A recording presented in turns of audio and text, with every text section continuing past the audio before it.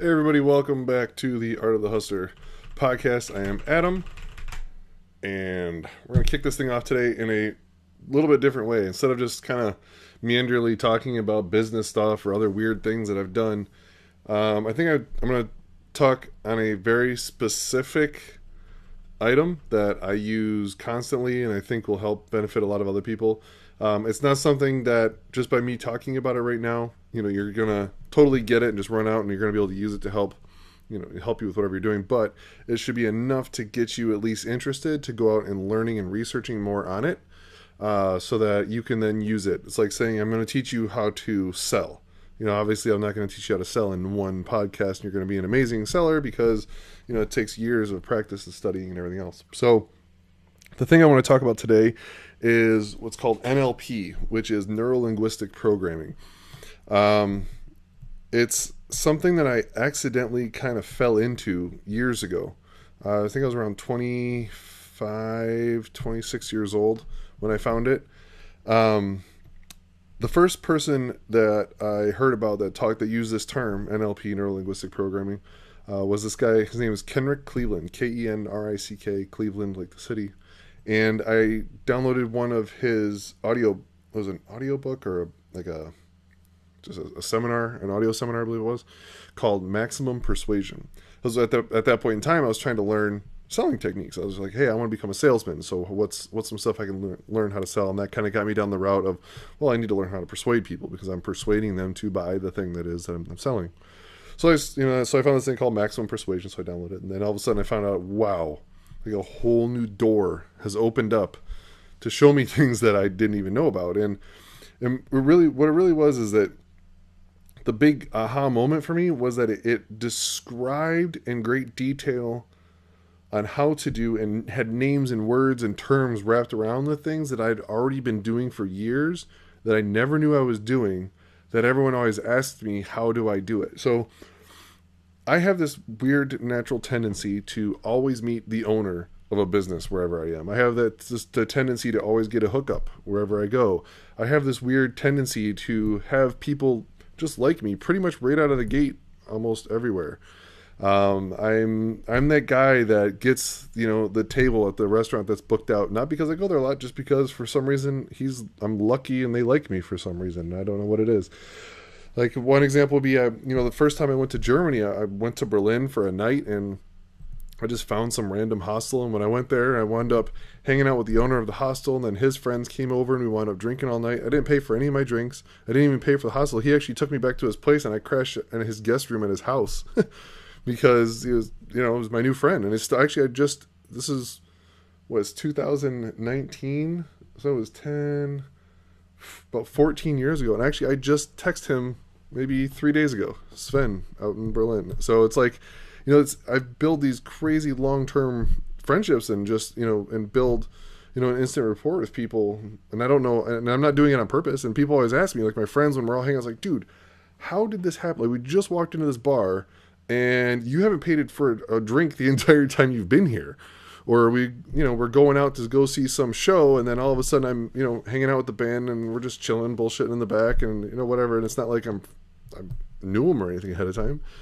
So they're always friends are, and people are always asking, how do you do it? What are you doing? And my answer is, I don't know. And it just happens. I just figure this always happens. And, because it seems to happen to me. And I don't know. I never understood why or what I was doing special to make it happen.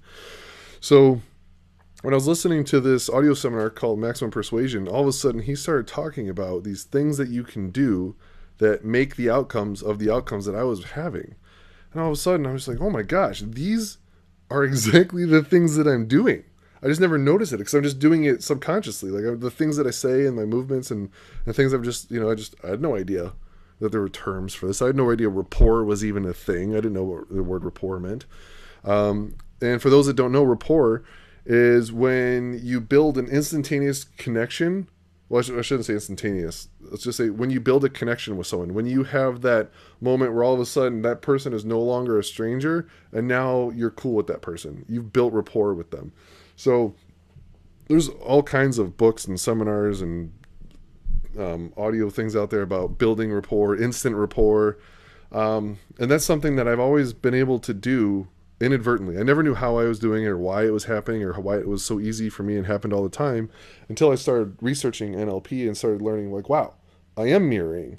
Wow, I am doing these subtle IQs. Wow, I am doing anchoring. It's like, it's like, this is crazy. There's terms for this stuff that I'm doing that I just did naturally.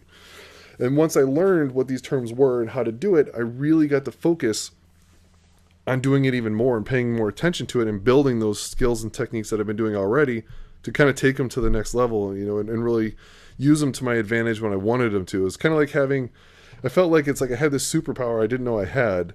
And then once someone taught me how to use it, I got to really use it. And I got to turn it on whenever I wanted to, as not just opposed to just letting it somehow just happen. So back to rapport. I would say this is one of the biggest things when it comes to first off, let me just say this. I don't want to get too far ahead of myself just yet. So neurolinguistic programming, just to give you a quick synopsis on it. Neurolinguistic programming is basically the fancy term for brainwashing. It's a legit thing. It's not some weird new age stuff. It's borderline hypnosis. Hypnosis is also real in case you've never done it or been involved with it. It's a very real thing, no matter how hokey it may sound. But neurolinguistic programming is brainwashing. What it is that you are talking and communicating with the subconscious mind of an individual or a group of people at a time. And the subconscious mind is way more powerful than your conscious mind. It controls, I don't know what the number is, but something, I'm going to apply the 80-20 rule here. But it controls somewhere around, 80% of your decision-making abilities and, what you do, and it controls your heartbeat, your breathing when you're not thinking about it. It's the part of your brain that controls the not thinking responses, which is your reactionary responses. And once I learned how to talk to someone's subconscious instead of their conscious mind, all of a sudden I found out, wow, I can get someone to do pretty much whatever I want because I'm convincing them to do something subconsciously. And that is a huge, huge superpower to have. So once I learned that this was a thing, once I learned that I could hone this and make it even more effective, oh man, I just latched onto it. I spent a good, I'd say 7 years just reading every book I could find, watching every YouTube video, downloading, audiobooks and seminars and any information I could get on my hands on neurolinguistic programming or talking to the subconscious or anything even remotely close to it, hypnosis. I even studied some of the hokey stuff just to see, because there might be some truth behind it, so that's one of those things where I really just wanted to find out as much information as possible. And I wanted to know all of it because I also, more than just reading it and learning, I also put it into practice. I go out, I learn a new technique. Okay, I go out and do it. And then, and then my favorite thing is then to go out and show other people that it's real, because people are like, oh, that's a load of crap, or oh, that's just some weird, hokey stuff. That's not real, and you can't make someone do something they don't want to do. And in a way, that's true, especially from a hypnosis standpoint. Like, you really can't make someone do something that they don't want to do. Like, you said, hey, take your clothes off. Like, they're not just going to take their clothes off in the middle of a bar. But you absolutely can get people to do stuff that they never would have done otherwise. So one way that I like to prove out neurolinguistic programming to people, especially new people, and I'm always, out in public when I do this, so it's always more fun this way,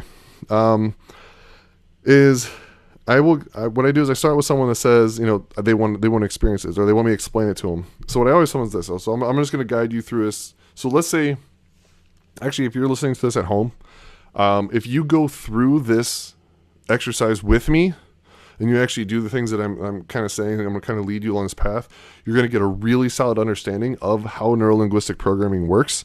And then you can also kind of build upon this. So I know this is going to sound crazy, but just kind of go with me here, okay? Because it's one of those things where you kind of have to do it to experience it. And once you experience it, you get that aha moment, and then you really can take this and build upon it. And then I think it'll trigger a lot of interest in you, if you've never heard of neurolinguistic programming, to really want to learn more and its massive powers that it has. So something that I like to do is, in a bar, I'll tell someone, generally I try to find someone that has a drink in their hand already, and at a bar, it's pretty simple. So if you're at home, or if you're at a bar and you just, for some reason, you're listening to this podcast, go get a drink of some kind and put something in it that you can take out. Like generally at a bar, it's always, the garnish, like a lime or a cherry or something like that. So pause this right now. I know this sounds crazy, but just go with me here. I promise you there's a very awesome outcome to this. Otherwise, I wouldn't be spending my time talking about it, right? So pause this right now. Go get a drink of some kind. You can just water and throw something, even if you're not going to drink it, it doesn't matter. Just get a glass of something, put some liquid in there, and put something that you can pick out. Okay, so pause it, go do that, come right back, and then unpause it. I have my cup of water here, so I can go along with you.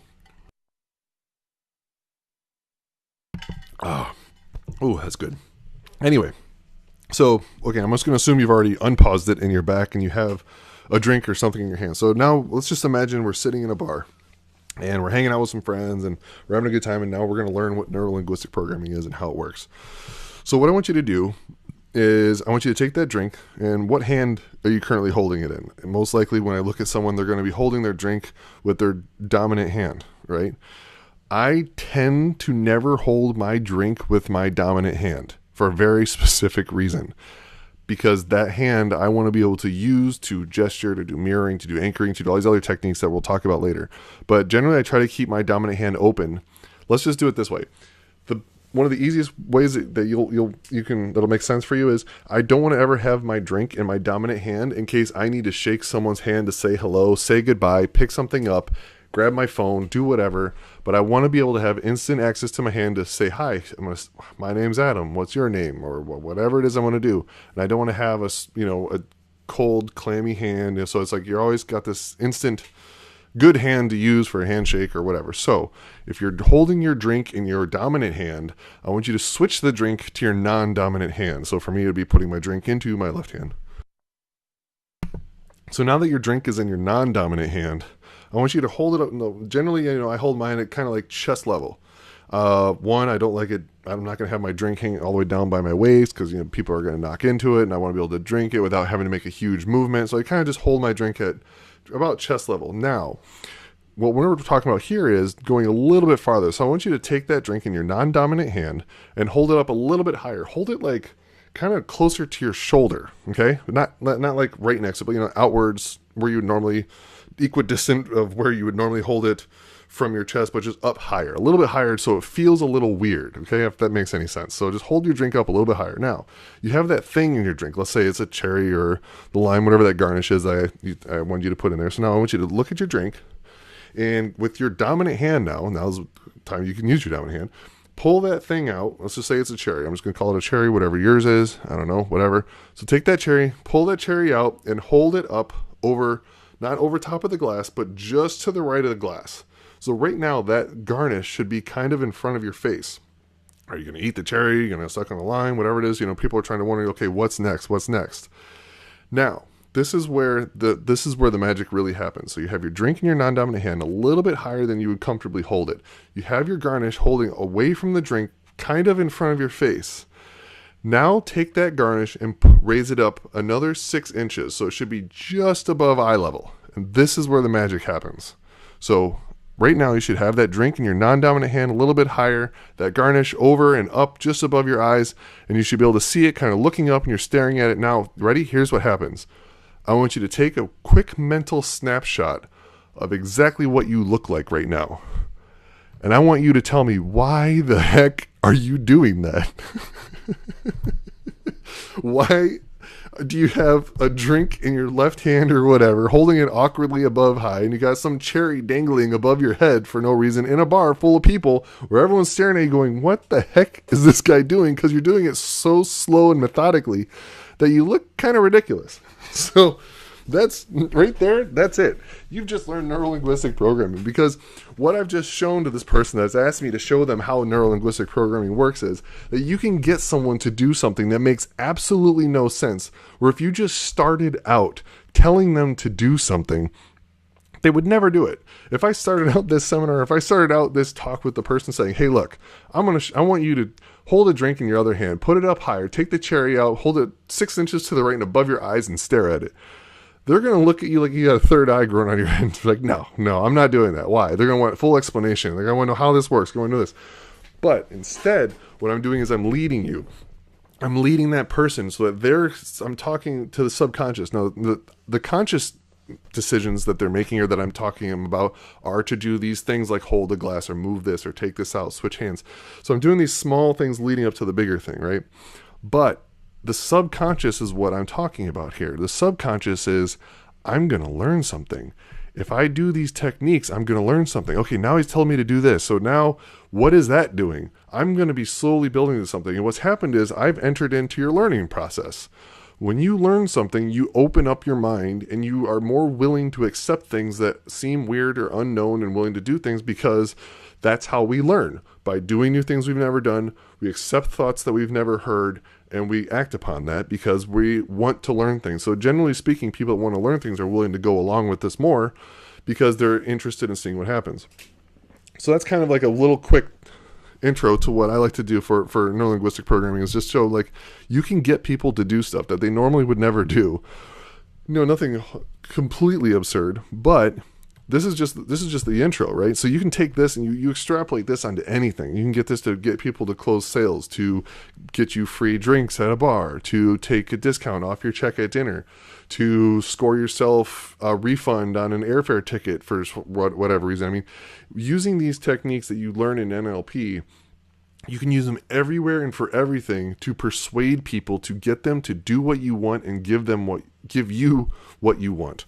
Now, obviously, there's, it's kind of like the force. There's the good side and the bad side. I mean, you could absolutely use this for negative, reasons. You could absolutely be a horrible person and take advantage of people. I mean, this is essentially what con men do. This is exactly what a confidence man would do and how they're going to con people to get things that they want. But the only difference is a con man, they get a benefit out of someone else losing something. So generally you want to not do that, right? You want to make it where everybody wins. A win-win situation, you're going to get more business, especially when we're talking about a business scenario or a friendship scenario. It's like, hey, you want to get something from somebody, but in return, you're going to hook them up with something. Hey, this is a cool guy.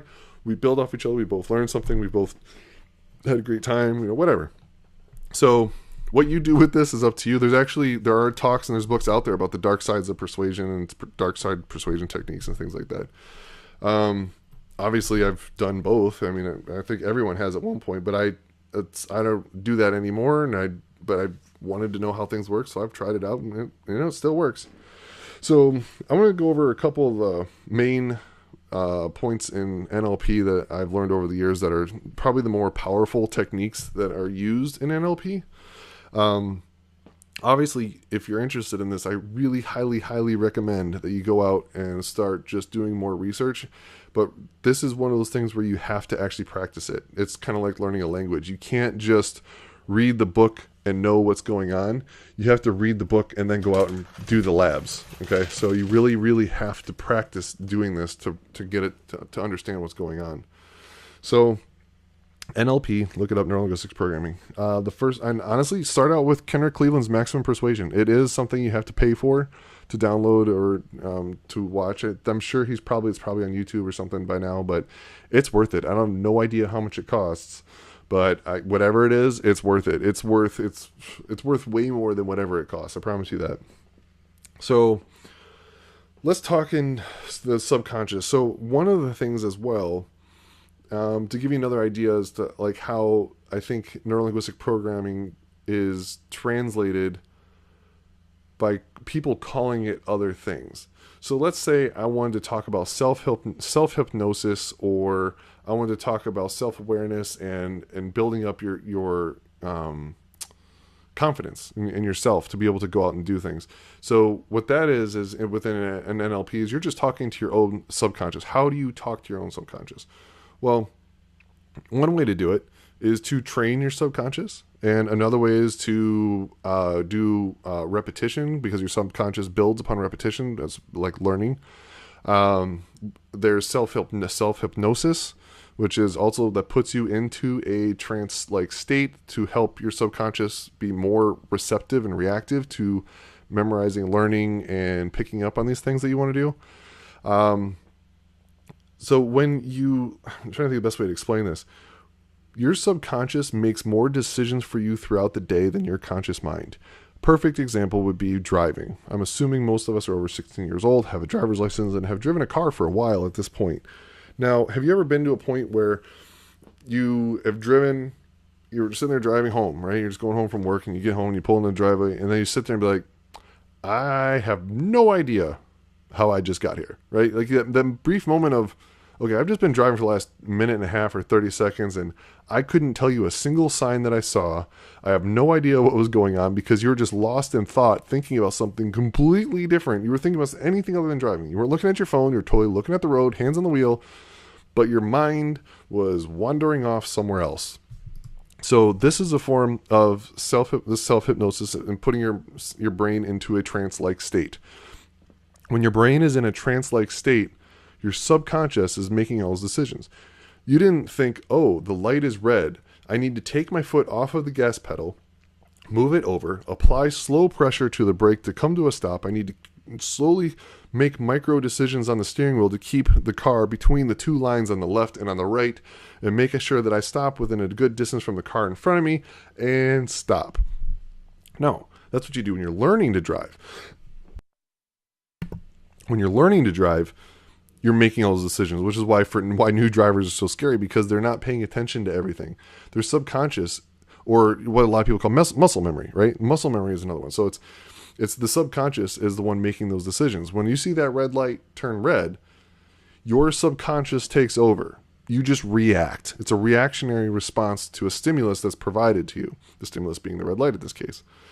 So being able to train your reactionary responses and your subconscious to actually handle these situations more effectively or efficiently is huge on your part, because then you are learning things quicker. You can then focus on other things because your subconscious can then take over the more menial, repetitive tasks throughout daily life. And our brains are wired to do this from the beginning. I mean, that's how we work. Once we learn something, we don't think about it. Can you imagine if we had to actually mentally think and make conscious decisions about everything that we did in life? Like, okay, I'm going to go walk into that room. Well, I need to take 4 steps, left foot, right foot, left foot, right foot. Okay, now I need to extend my arm. I need to turn the doorknob to the right, and I need to push the door open. Now I'm going to lead with my right foot because there's space there. There's not space for my left foot to start walking, so I'm going to start with my right. I mean, Jesus, that's insane, right? So that's not how we work. Once we learn something, our conscious mind delivers that learned technique to the subconscious, and the subconscious takes over from that point forward. So this is why people blow through red lights or stop signs or other things. So they're like, oh, I totally didn't see it. I wasn't paying attention. I was thinking about something else. That's because the subconscious didn't pick up on the cue right. And, there's a little bit of an error there. So training your subconscious can be super powerful to making decisions that want to get you to where you want to go. There was this book that was, hugely popular a long time ago. I was like a few years ago, called The Secret. And I never read it. I probably should, but so I'm going to speak a little out of turn because I don't know the full thing. But from what I understand of it, it's basically saying that the more you put out into the universe that you want something, the universe will deliver it to you. So if you want to, do well on that test, you just keep telling the universe that I want to do well on that test, and then you're going to do well. Or I want $1 million, and eventually the universe responds. Something along that lines. And that's kind of like the hokiness of the whole NLP world, right? Is that I'm just going to tell the universe to do it, and it's magic that happens. And I think that's kind of the coward's way out of just trying to figure out what's really going on. And NLP has an answer for that. That's your subconscious mind.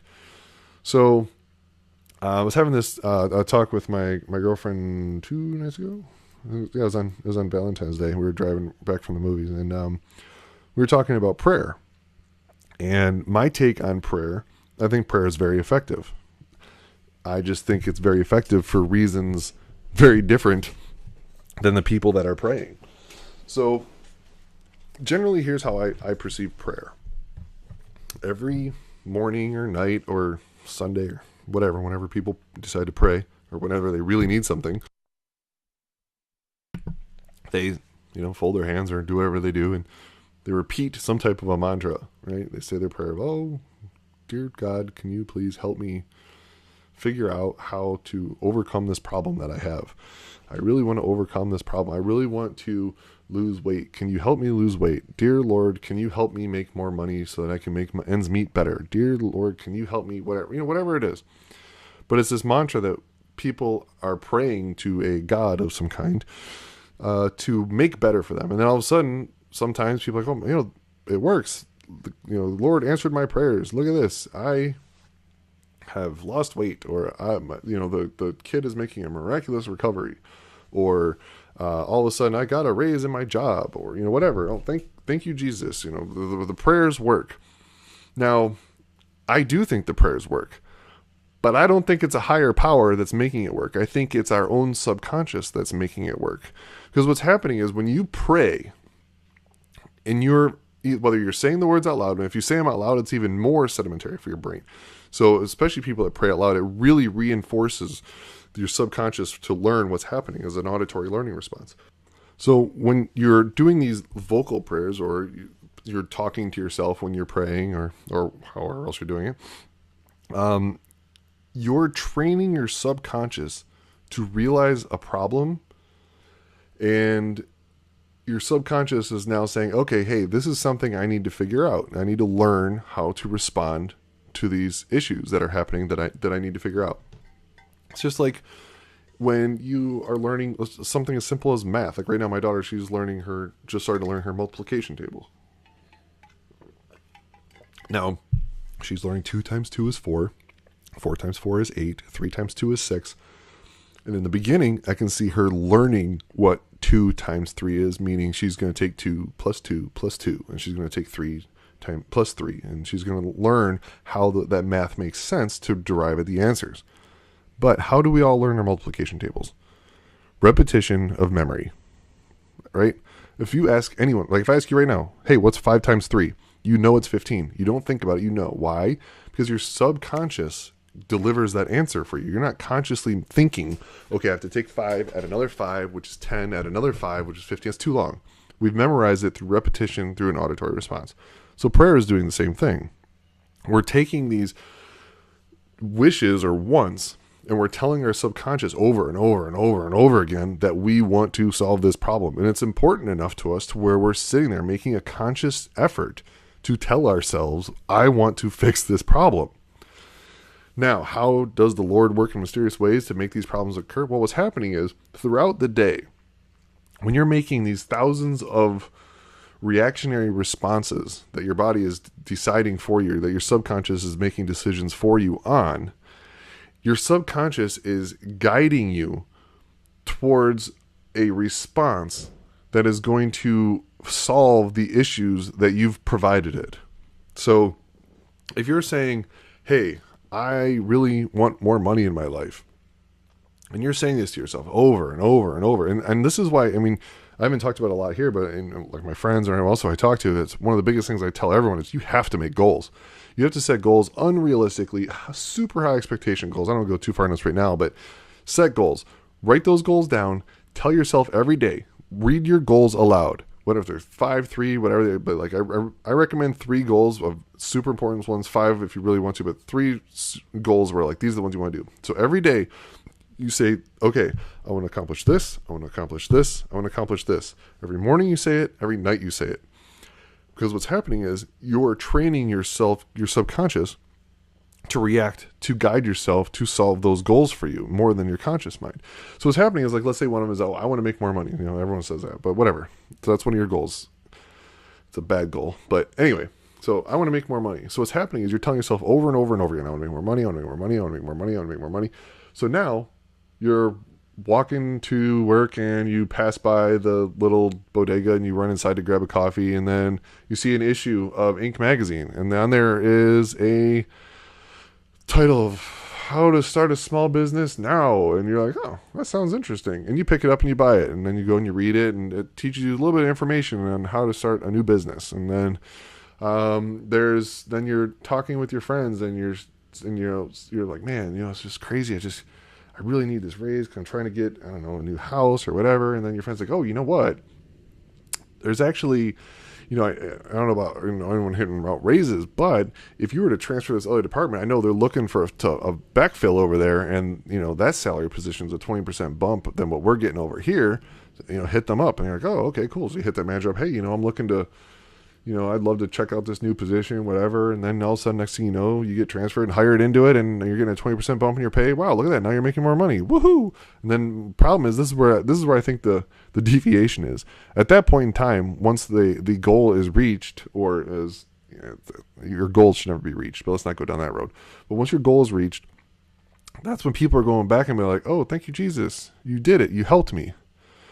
Now, here's where the difference of opinion is. What I think is happening is your subconscious is making all of these decisions for you because you're telling yourself every day and every night, I want more money, I want more money, I want more money. So now your subconscious is now picking up on these cues about things that are going to help you make more money. It's noticing the magazines more than the magazines about sports ball. So now you're now talking about it because it's constantly on your mind. You're thinking, hey, I'm looking to get this house, and now this opportunity is presented to you. Oh, well, there's dudes looking for a job over there, and you're like, okay.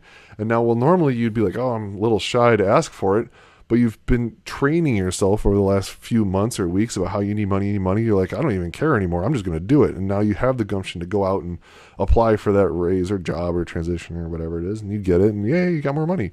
So what's happening is when you train your subconscious to know of certain issues or things that you want resolved, your subconscious is going to make the subtle decisions throughout the day, throughout the months or weeks of your life to guide you to get those things that you want. So it's kind of like, it's how when all of a sudden you want a car, you're like, oh man, I really like that. I don't know. Let's say I really want a Mercedes, man. I'd love to have a Mercedes. And then all of a sudden you notice, man, there's a lot of Mercedes on the road. Like you're always seeing Mercedes. That's because your subconscious is now picking up on those cues. Those cars have always been there. Just now you're seeing them where before you didn't. That's your subconscious at work. That's how that thing works. So the more you can train your subconscious to make decisions that are going to guide you towards the things that you want resolved, the more it's going to happen. So that's kind of like that whole, you put it out there and the universe provides. It's really just a really badly worded metaphor for just your subconscious making those decisions and getting you the things that you want. So that's a form of a kind of like a self-hypnosis thing, is that says you're communicating your subconscious to develop results to get you what you want. It works. I can't stress enough how much it works. I use it all the time. I use it religiously, if you will. But I start doing it and watch what happens. Do something crazy. Like let's say, I'm going to put one into your brain now. So let's say we're going to look at yellow cars. There's not really like yellow cars. That's an odd color for cars. There really aren't that many yellow cars out there. Like when you're looking at cars on the road, when you're really looking at cars on the road and you see yellow cars, those yellow cars really stick out to you. I bet you now that you listen to this, when you're driving around the road today or the next couple days, maybe even the next couple weeks, and you're driving and you're seeing all these cars, and you're going to notice a lot more yellow cars on the road. Where normally you really couldn't tell you probably couldn't even say the last time you saw a yellow car unless you own a yellow car.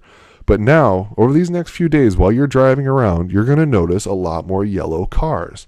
Why do you see all these yellow cars? Well, you're going to see a lot more yellow cars because your subconscious is now being primed by me constantly mentioning to you, and I'm verbally anchoring yellow cars into your subconscious right now, especially if you have earbuds on, it's going straight in.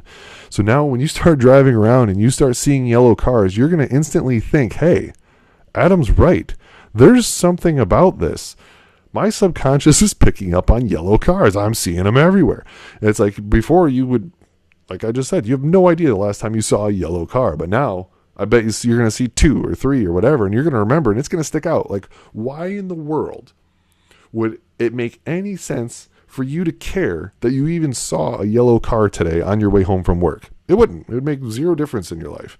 But now all of a sudden you notice it. You're making a conscious, now your subconscious is delivering this to your conscious mind, where you're consciously noticing yellow cars everywhere. It's going to drive you nuts because now you're just going to be seeing yellow cars all day long, and you're like, oh, Adam was so right. So This is what I want you to do for yourself, though. I'm just doing this yellow car example as a priming for you to pick up something to check out. So hopefully I've mentioned the words yellow cars. I've anchored it into you enough to where you're going to start noticing these yellow cars, and you're going to take this example of talking and priming your subconscious to make these decisions for you on things that actually matter and that are important to you in your life. So take this example.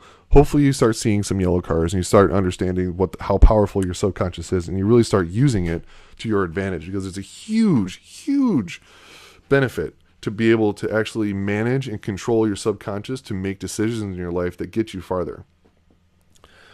Oh, that was a big one, right?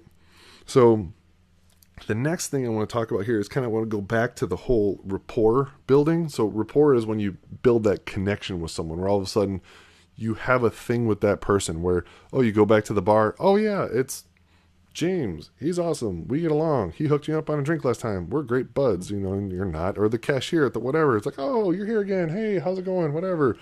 You get that rapport built with that person. So now the next time they see you, you already know each other. You're already friendly. And you know how that happens. When you see each other, you're both going to smile. That's what happens instantly. You're going to be like, bink. Hey, it's so-and-so. Awesome. Hey, what's up? And you smile. That's rapport. So what's building rapport? We do it all the time. Everybody does it. You have a friend, you've built rapport with that person. You make a new friend, you're building rapport with that person.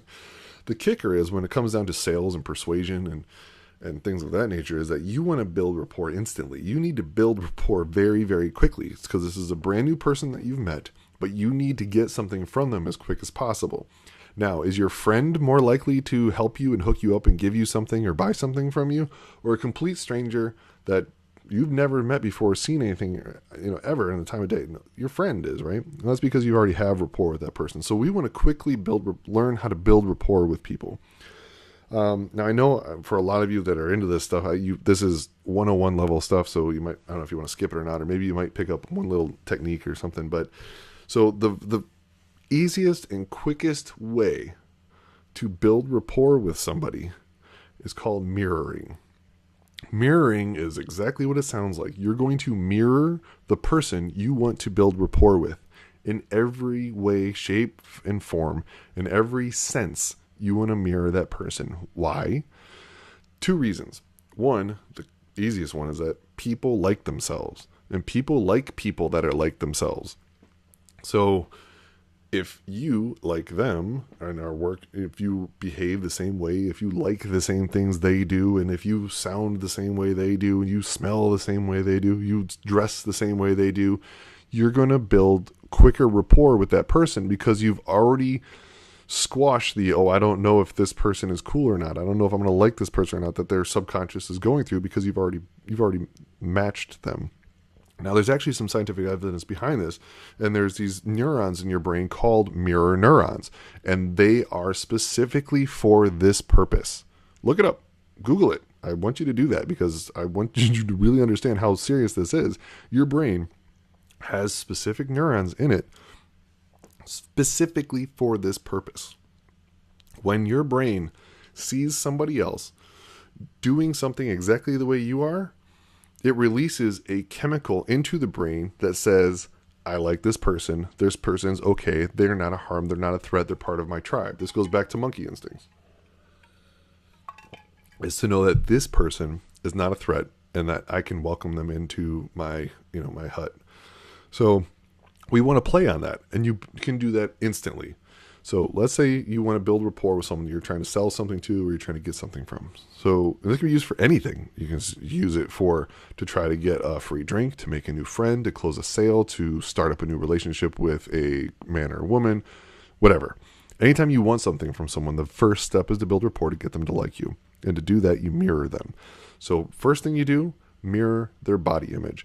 If they're sitting down, you sit down. If their legs are crossed, you cross your legs. If their head's tilted, you tilt your head. They touch their face, you touch your face.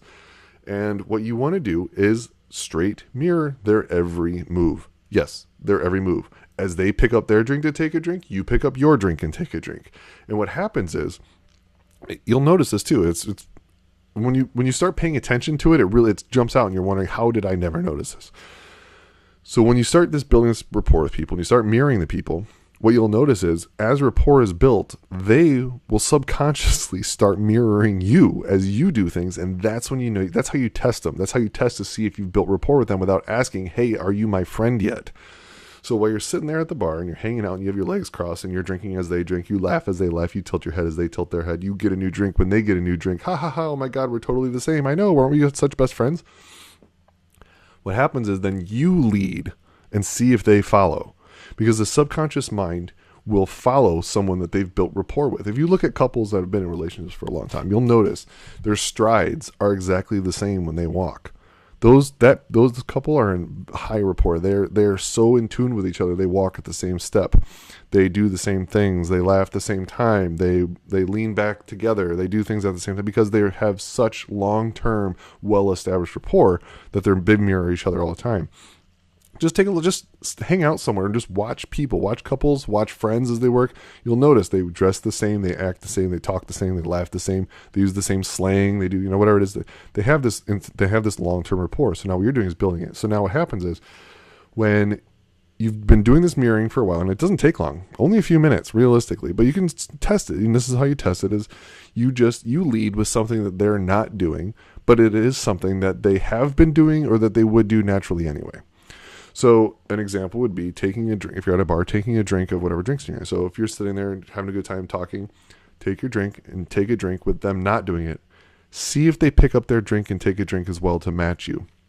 Because what's going to happen is they're going to see you and be like, oh, they're going to take a drink and they're going to set it down. And then just because why? Well, they're thirsty. Because they see you and they think, oh, he's thirsty. Oh, thirsty. Yeah, I want to drink too. They're not consciously making this decision. They're subconsciously making this decision. And that's when you know you've got them. Once they start mirroring you, you have rapport with that person, and now you can start leveling up, and you can start asking for things, you can start telling them things, you can start embedding, you can start embedding subconscious commands into them, you can start doing all kinds of fun stuff at this point because the rapport part is closed, and now we can move on. So one of the other things that we have, once we have rapport, is we want to be able to read people, right? Because when we're building this rapport, we want to say, I'm just like you, you're just like me, but without asking them any questions. Because if you say, hey, what's your favorite movie? I love that movie too, right? You don't want to, and you also want to know when people are lying to you. You want to know when people are making stuff up. You want to know what type of a behaviorist they are. So most people, they fall into a category. A lot of times people are kinetic, they're feelers, auditorial, so they really pick up on hearing things. Visuals, I'm a visual person, so for me, I'm a visual learner, visual recalling. So for me, it's all about visual recall. So this way, what words to use when you talk to this person to build a rapport. So an example would be like, I'm a visual person. So if someone were to talk to me and they really wanted to get into my head and embed a command into me or embed a thought into me, which is really what he was. Have you ever heard someone's like, oh yeah, I want them to think it's their idea? That's what we're doing here. We're just doing it in a very technical, specific way in a manner that works all the time. So we're embedding ideas in other people's head to make it think that they came up with this on their own, because then there's no challenge. There's no selling. There's no trying to convincing. They've done it. It's their decision, not ours, right?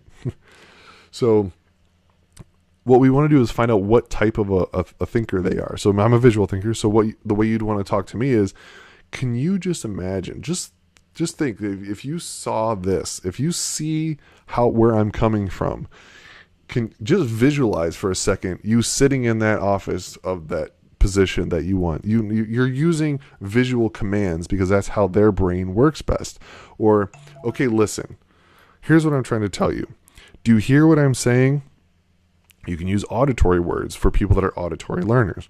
Or if people are kinesthetic learners, a lot of times these are female. Females are much more of a kinesthetic learner than males are. So if you're talking to a girl, use the words feel, emotions.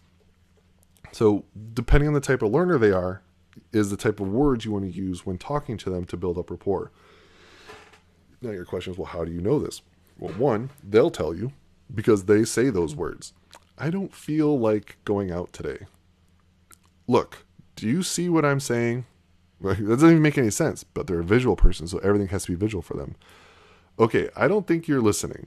Do you hear the words coming out of my mouth? People use the words that express the type of a learner that they are. Now, when we're talking about instantaneous rapport building, sometimes we don't have enough time to wait for them to use these words to find out what it is. So there's actually a shortcut to this. We can tell what type of a learner they are, and we can also tell when they're making stuff up, when they're lying, or they're giving us the truth and anything that they're telling us, just by watching their eyes.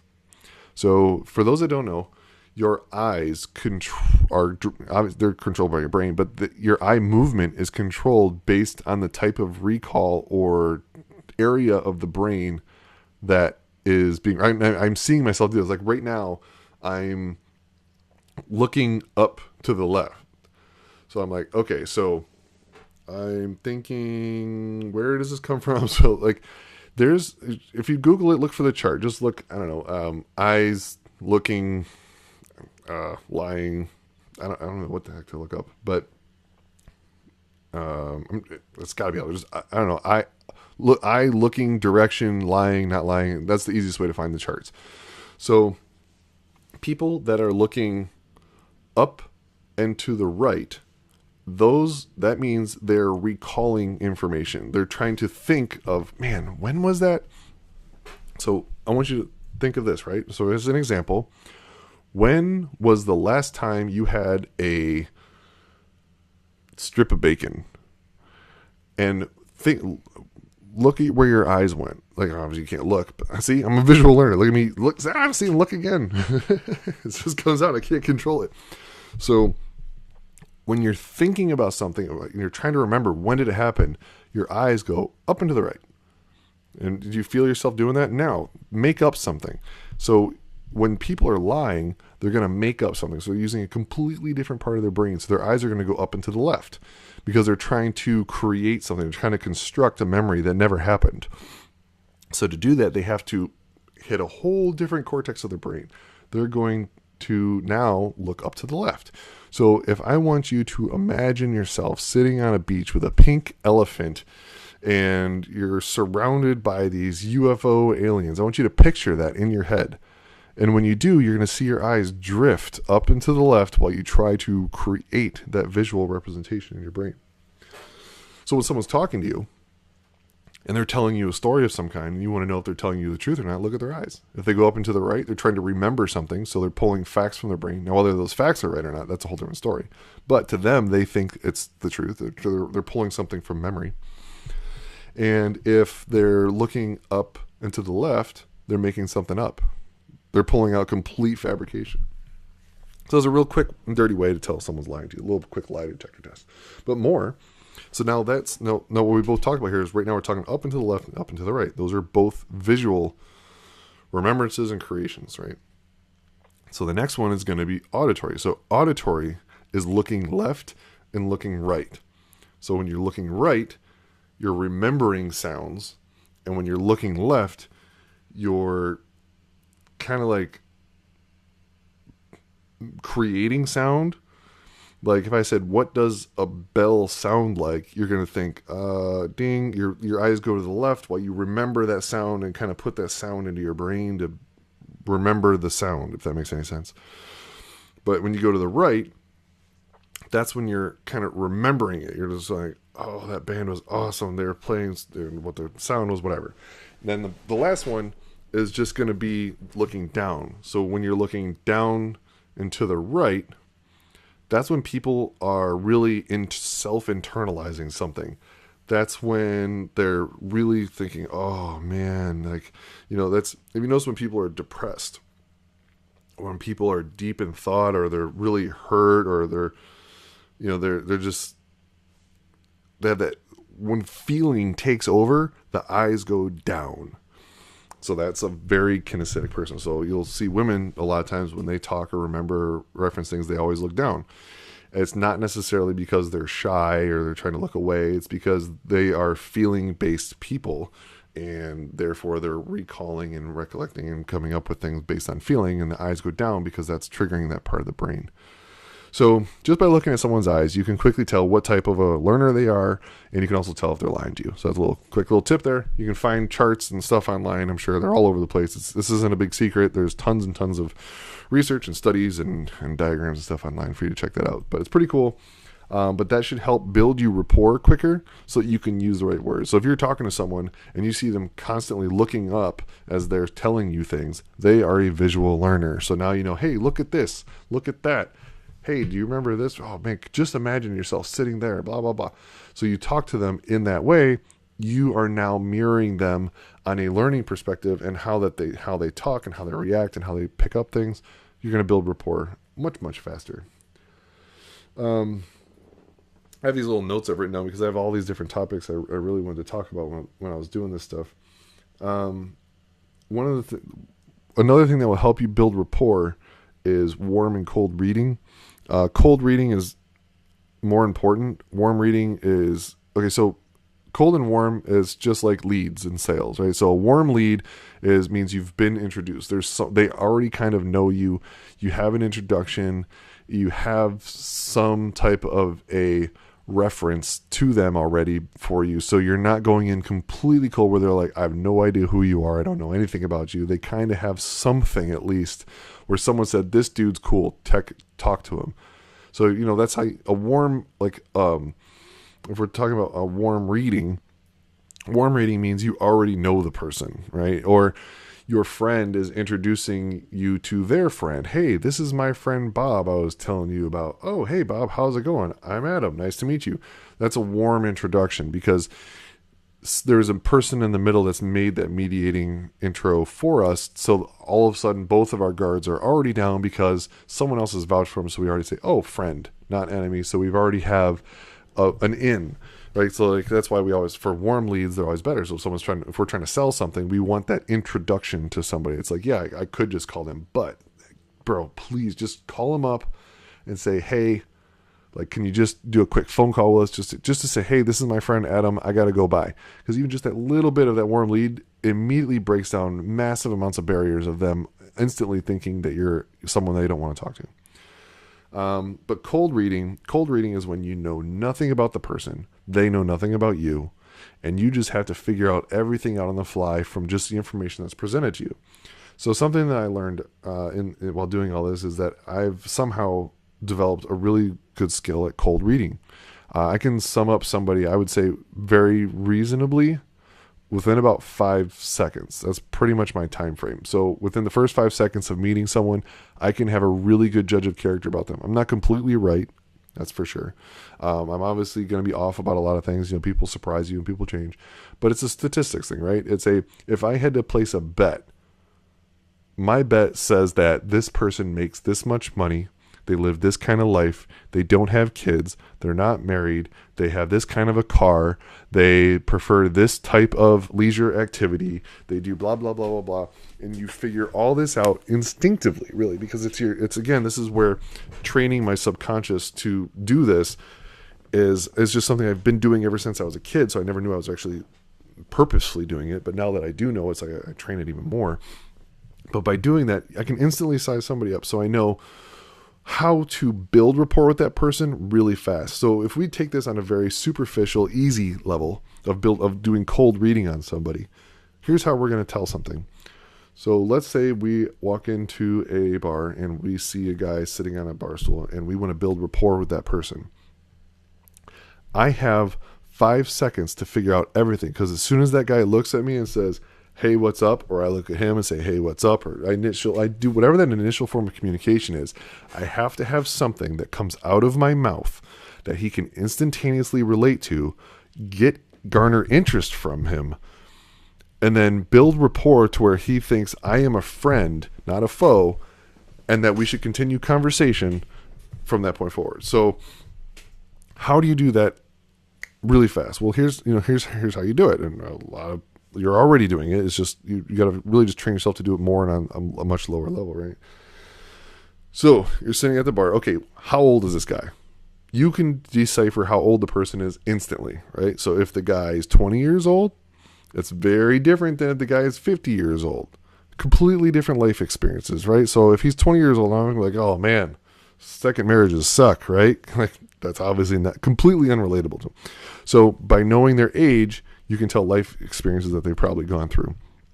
What type of clothing are they wearing? Are they wearing high-end clothing, casual clothing? Is it ripped up clothing? Is there something on their shirt? Do they have a certain label? What type of brand is it? Do they have a sports team shirt on? Are they wearing a Detroit Tigers shirt? Are they wearing a Boston Red Sox hat? Are they wearing Pumas? Are they wearing Adidas shoes? Are they wearing blue jeans? Are they tight? Are they baggy? Are they have a belt on? Do they have a jacket? What type of a jacket is it? Is it dirty? Is it old? Is it brand new? Do they have a manicure? Dudes have manicures, and that's something huge. You find a guy that has a manicure, all of a sudden you know a lot about that guy, because how many guys get manicures?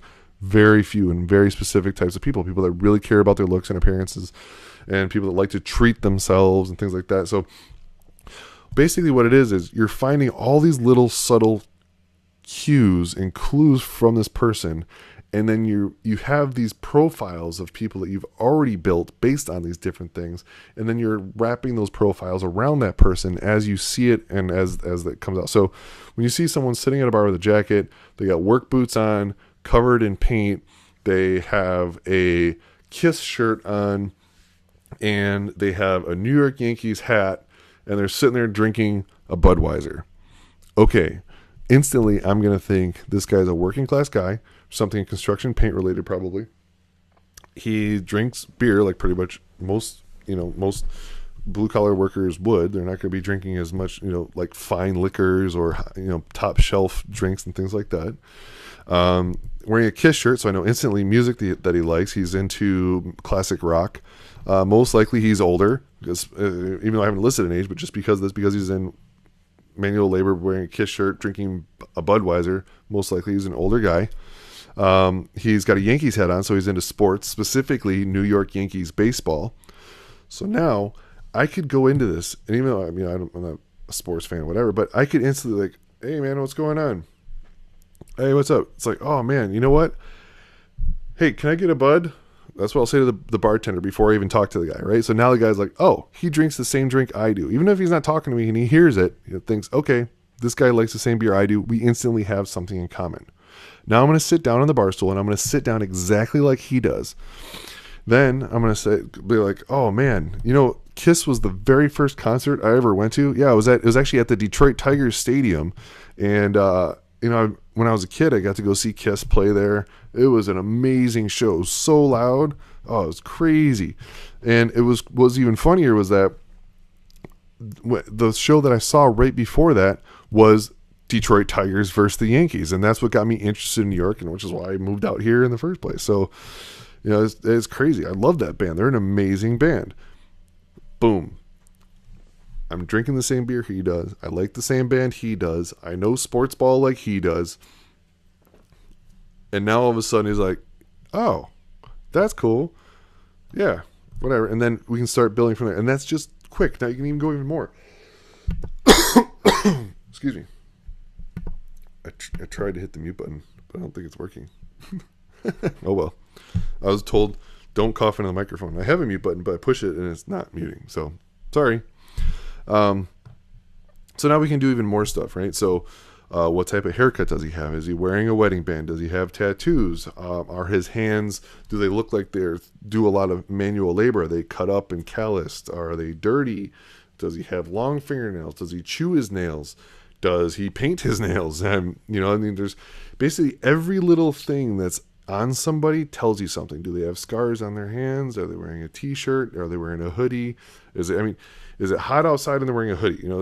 Everything has a meaning. You're building a profile around these people. So what you want to do is build a profile on everything. Now, it doesn't mean you're always right. And people, trust me, I live to bust profiles. I don't fit into any of the profiles that are out there. People see me and they assume, oh, look at this guy. He's probably, makes no money. He dresses like all he listens to is heavy metal. He's very loud. He drinks Jägermeister, so he just likes to get drunk all the time.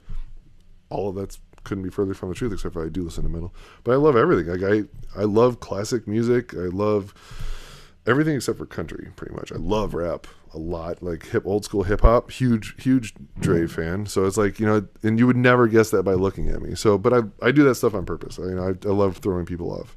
I used to actually go to timeshare salespeople because they offer you like, oh, come to my timeshare thing and we'll give you a free dinner or whatever. I would go there to practice my persuasion techniques and learn from people that are doing it all the time. And I knew I was never going to buy anything, but that's how I would learn it. I'd learn how other people are doing it. I'd try to do it back to them.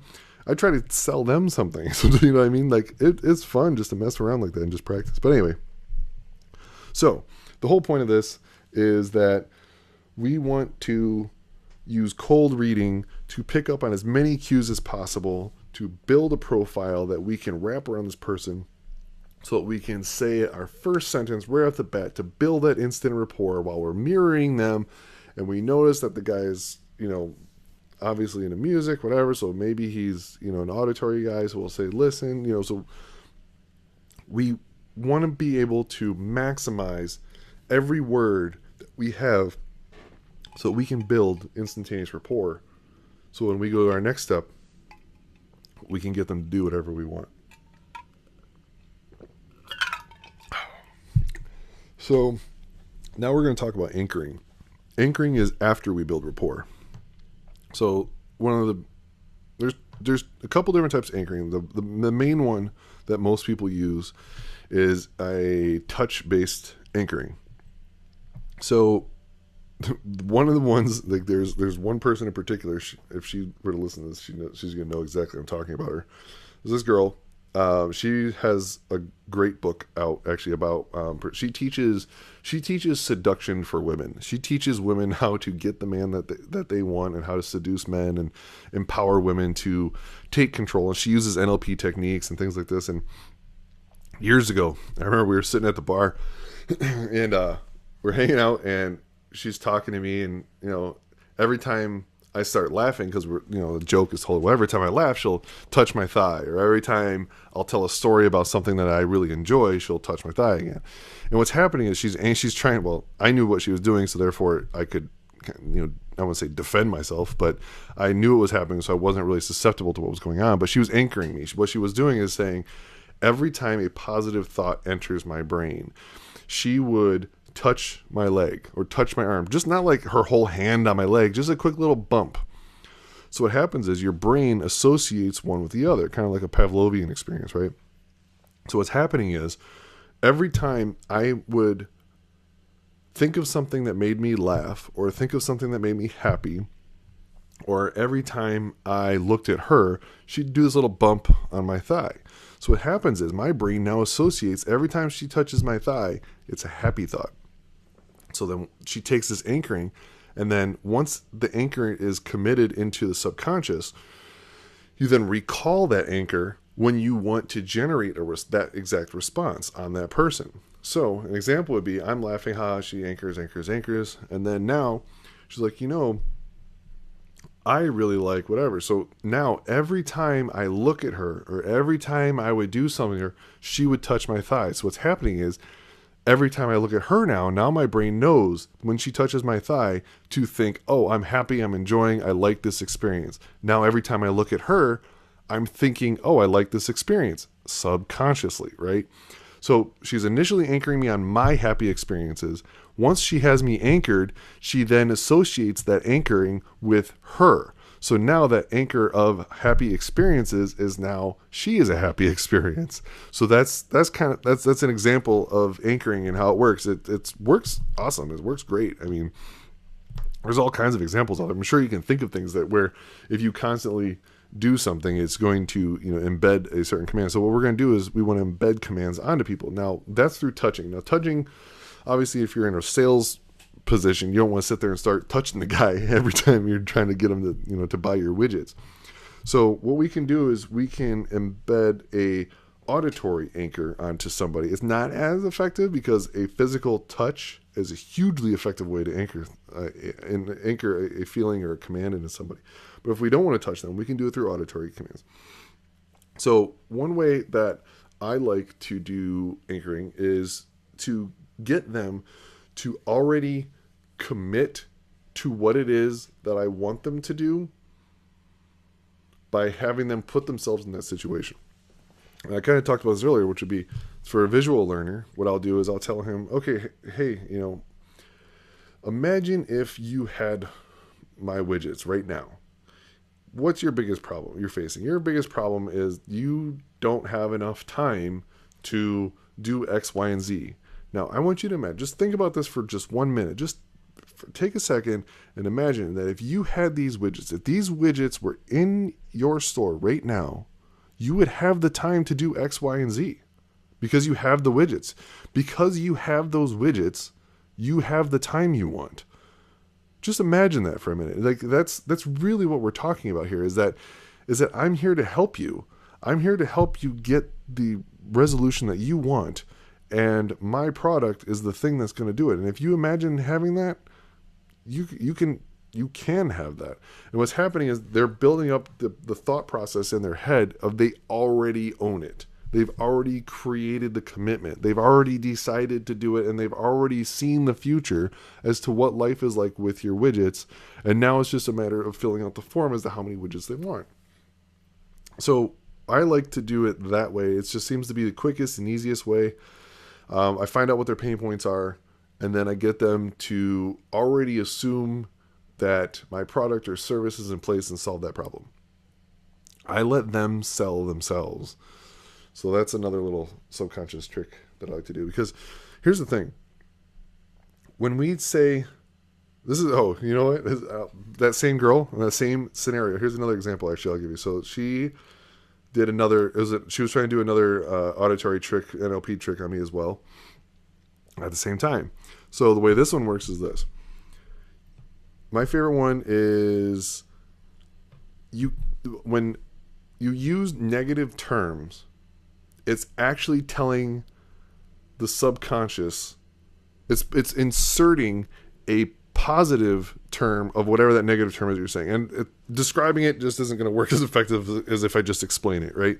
So don't think of a pink elephant. What'd you just do? Every person that listened to this just instantly thought of a pink elephant and then was like, okay, why do I not think of it? And that's because you can't. You can't do a negative. It's impossible to do a negative. That's why whenever you're talking to kids or children, it's really hard for them to do the negative of something you tell them. So you never want to tell them, hey, don't jump in the puddle. Because their first thought is, I got to jump in the puddle. And then they're like, oh, wait, I'm not supposed to jump in the puddle. But it's already too late because they've thought, oh, jump in the puddle, boop, and they jump in. That's why so many parents would tell their kids, I just told you don't do that. Oh, why did you do that? Because you told them to do it. They just didn't have the construct built yet to go, okay, do that, wait, no, don't do that. Okay, so if they're visualizing, well, for me, visualizing, jumping into a puddle, and now I got to think, okay, don't do that. But their thought processes aren't that thought out, They're just thinking, they just get that first gut reaction there, and they just go with it. That's why with kids, you never want to say, don't do something. Always give them the positive version of something. So I want you to do this. Walk around the puddle. Oh, okay, because they see themselves walking around the puddle. They don't think, oh, jump in the puddle. They think, walk around the puddle. So anyway, using negative auditorial? I don't know. I'm messing that word up. But using negative audio anchors is a good way to get them to positively think of the situation that you want them to do. So here's the example that she was doing to me. So we were sitting at the bar talking, and she's trying to, anchor me as well. And this is the thing. Once you start getting the stuff going, you apply all of them at once. So it wasn't like it was one, that didn't work, then she tried the next. She's doing all this stuff all at once. She's doing the physical anchors. She's doing auditory anchors. She's using sublingual. She's using the subconscious neurolinguistic programming of trying to get me to do things that, that she wants me to do, whatever. But this one in particular, she'll say, oh, yeah, we're just talking about whatever. We're just talking about some books that we've read. Oh, yeah, I was reading this book the other day, and it's like, it's such a good book, and haha. And somehow she'll just come up with a sentence, and, it's not like I'm asking you to come home and have sex with me. That's just ridiculous. I mean, could you imagine us having sex? That's just crazy. So no, I'm not trying to have sex with you. What I'm trying to do is just tell you that this book about sex is a really good book that you should read because there's some great information in there. So don't think about us having sex. Don't think about us having sex, okay? Just check this book out about sex. It's really good. So what's happened? My brain is now going, I'm thinking about sex. Oh, wait, no, don't think about sex with her. So what's happening is she's selling herself to me as we're already having sex. She's already closing that deal with me. So I'm already thinking, oh, yeah. So you could obviously do this the exact same way. So it's okay. Whatever you do, don't think about getting a candy bar right now. I know like you're lusting over a candy bar, but don't get a candy bar. It's not worth it. Okay? You know, what do you think? Like, oh man, I want a candy bar. It's like we've already instilled that craving now, or we've already imagined ourselves doing it, even though we've said don't do it. So that's another little trick you can do that you can use in your repertoire of building up instant rapport or getting someone to do something. You doing some type of that's more of a dark persuasion technique though. Like if you're using it for sex, I'm not gonna lie, but hey, it works. Another fun thing that I don't see. Do I really want to go into this right now? Okay, this will be the last thing I'm going to go into. It's color theory. So colors have a very direct impact on emotion.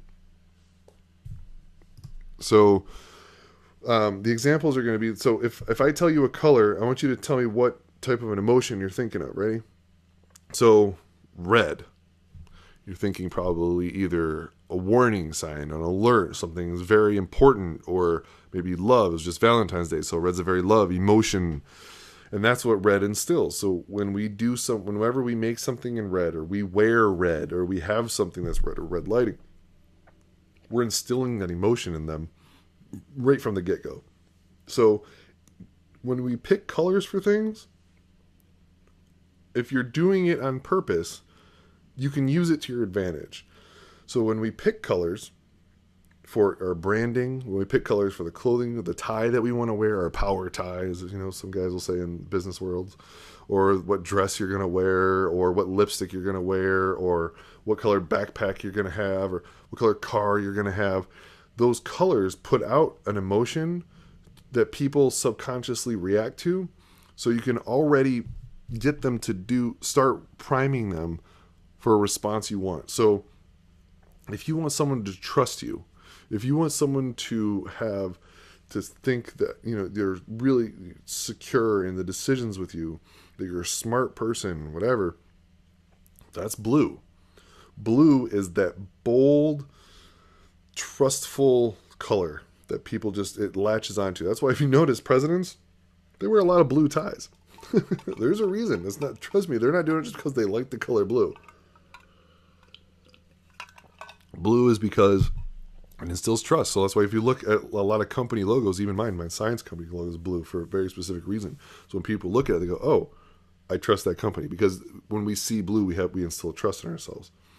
And then another one's going to be purple. Purple is royalty, luxury, wealth, because I don't know if it really stems from this, but way back in the day, the only people that really had the color purple were kings and queens. It was a royalty color because it was the way to make purple was from some berry, and it was really hard to get and expensive. It was rare, so very few people had purple. So purple has just been one of those colors where when it's worn, it's a prestigious color. Brown, we're thinking earth tones, we're thinking dirts, we're thinking, so when people are wearing brown pants or a brown shirt, we're like, oh, this dude's probably a hippie. There may even be a vegetarian. They're really like into the trees and things like that. So, those different colors have a very broad impact on people to the subconscious mind as well. So I highly recommend looking into the color theory. I'm not going to go into it all right now, because it's something you can easily just research. But every color has an impact. Now, also keep in mind, though, every color has a positive impact and a negative impact. So you kind of want to be careful as to what you're doing, right? So like yellow is happy. Yellow is energy and like sunshine and yay. But also, yellow can be considered an unstable or even like kind of an ill color if used in the wrong way or in conjunction with other colors. So you got to be kind of careful in that way too. So depending on how, like, think of it like this. Let's say we took what's a company that everyone knows? Let's say Ford. Ford's a blue logo. You're gonna find out most company logos are blue. So Ford is blue, that nice bold blue color, right, with blue and white. Now imagine the same Ford logo, but now instead of blue, replace it with brown.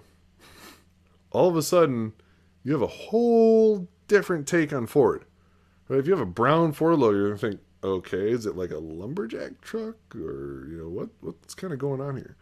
Right? So if you look at Land Rover, they're green. Well, they want you to kind of think of that outdoorsy kind of a feel. So it's totally understandable why they went with that green color. If we're looking at Ferrari, they're yellows and reds. It's passion and excitement and happiness. It's that whole like, we're one. That's why sports car colors are reds and yellows. It's that it gets the adrenaline going just looking at it. It really just spikes up those cortisol levels. So different colors have huge impact on people. So when you're wearing things, think about what color choices you're picking for a reason, right? Or you're putting on nail polish, so nail polish is going to do something. That's another little NLP thing too. I totally forgot about. What you want to use too is you can tell a lot about if someone's lying to you or not, by looking at their fingernails. If they have their hands on a desk or a table or something like that, or a glass, or they're holding something where their hands are visibly touching something, when someone starts to lie or they get nervous, they'll start to apply pressure with their hands. And if you look at your fingernail right now, you'll notice that it's pink in the back, maybe kind of like a white in the middle, and then kind of a pink again. Now put your hand on a table and then push your hand down a little bit harder. You're going to notice that pink color gets a lot darker, and then you're going to see like that. There's going to be very stark contrast between the pink and whites in your fingernails. So just by looking at someone's fingernails, you can tell if they're applying even the slightest of pressure. Just take a look at that. Put your hands on a desk, push down a little bit. You can see a huge transformation in your fingernails. So when people get nervous, they tend to clutch a little bit harder on whatever it is that they're holding or touching. So when you're looking at someone's fingernails and you see them start changing color, hey, this guy's nervous for telling me this. Why? Is he making it up? Does he think I'm not going to believe him? Is he afraid? So something's there, and it's another visual cue for you to take on it and look. So there's tons of things like this, tons and tons and tons. But this whole podcast was really just to get a really tip of the iceberg, which is hilarious because that's the best visual representation of the mind with the id, the ego, and the super ego, which is your subconscious. Your subconscious is that huge part under the water. So we've only touched the very top of this iceberg. There's so much out there. I highly encourage you to read as much as you can about NLP, neuro-linguistic programming. Check out Kenrick Cleveland. Check out Milton Erickson. He's the guy that started this whole thing. He's huge way back in the days. A genius in what he came up with. You're going to find some hokey stuff in there while you do this. It's just the nature of it. You'll find like that this whole NLP world, people that are really into it, they could even get kind of cult-like and kind of new agey, but take it for what it's worth. And maybe, I'm not going to say everything's wrong or right, but I have my own beliefs, and what I do is I go out and I practice it. I learn something, go out and do it. When I go out, I learn about the first time I learned about the eye thing. People, up and to the right, up and to the left. I go out now, and when I talk to people, look at their eyes. I make a very conscientious decision to look at their eyes when I talk to them and see, oh, look at that. They do it. Oh, it's crazy. And then what happens is, just like everything else we talked about before, the more you do it, the more it becomes a learned response and a muscle memory, and you don't have to think. Now what's happening is when you're looking at someone, they're talking to you, you have that, quote, gut feeling they're lying to you. And what that gut feeling is your subconscious telling you, oh, eyes, up and to the left, fingernails, applying pressure. I notice they've pulled back. They've broke mirroring. They're breaking rapport. Something's not right. That's your gut. So highly recommend checking it out. Look up some NLP. I hope this helped you. I hope that, this intrigued some of you out there, because for me, it's amazing stuff. I love it. Hope you guys had a great time. I'm Adam with Art of the Hustler, and I will see you guys later. Peace.